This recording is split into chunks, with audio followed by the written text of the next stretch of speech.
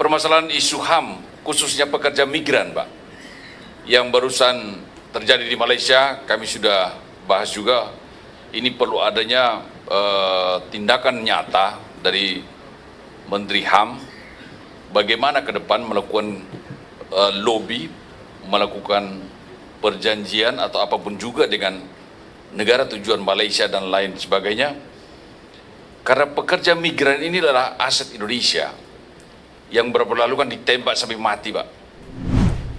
Ini bagaimana langkah pemerintah untuk memberi kepastian hukum terhadap status mereka. Selamat pagi, salam sejahtera buat kita sekalian. Terima kasih pimpinan dan selamat pagi buat Pak Menteri dan seluruh staf.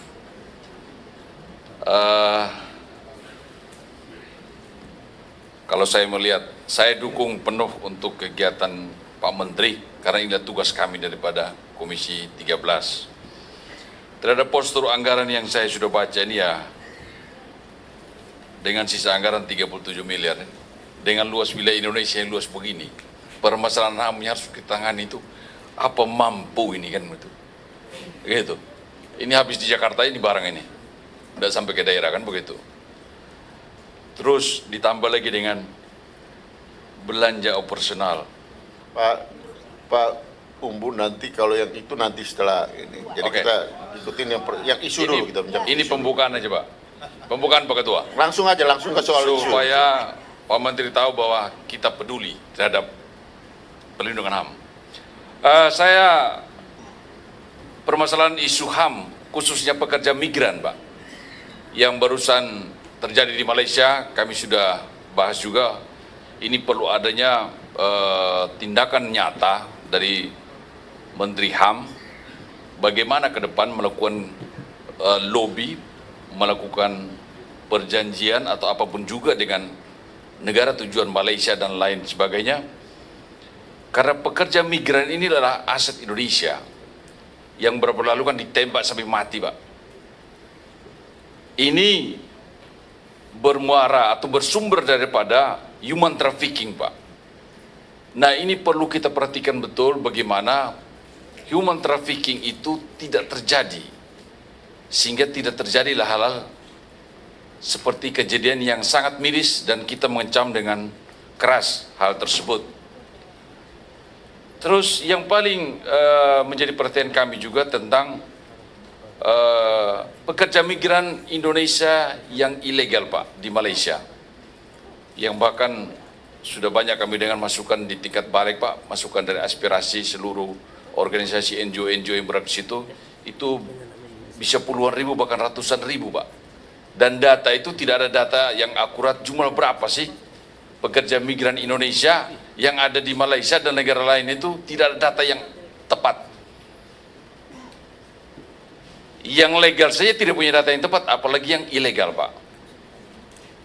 Ini bagaimana langkah pemerintah untuk memberi kepastian hukum terhadap status mereka.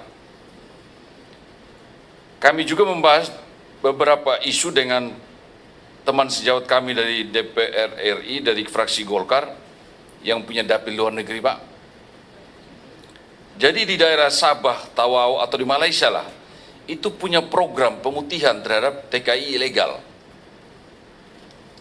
Jadi orang tua yang tidak punya paspor Indonesia melakukan perkawinan dengan perempuan Indonesia juga dengan tidak punya status kewarganegaraan, melahirkan anak tidak punya status kewarganegaraan, Pak. Di Malaysia tidak diakui, di Indonesia apalagi. Nah, ini ada program pemutihan, itu yang kami mendapat informasi, itu biayanya cuma Rp150, Pak. Tetapi dimanipulasi oleh mafia paspor sampai dengan biaya 800, ada Rp6.000 sampai Rp10.000. Ini yang kami dapat informasi. Mohon Pak Menteri untuk mengkaji ini, kebenaran tentang informasi ini. Lebih daripada itu, kebijakan apa yang harus kita lindungi pekerja-pekerja migran Indonesia dalam kategori ilegal di Malaysia. Dari Rp150 bisa dimanipulasi oleh mafia-mafia paspor sampai dengan 6.000 ringgit. Dan itu akan ditanggung oleh para user tempat mereka bekerja yang menjadi hutang dengan ditahan paspor mereka, Pak. Dan ini sangat kasihan sekali. Sampai kapan mereka teraniaya secara haknya. Itu kedua, Pak. Terus isu di wilayah, saya di NTT, Pak, di Sumba, ada pengaduan dari masyarakat di Sumba Timur, Pak, tentang HGU perkebunan itu sudah 7.000, hampir 8.000 hektar Sumba Timur, Pak. Itu sudah, menurut informasi sudah habis masa HGU-nya. Mohon nanti Bapak bisa mengecek kebenaran ini.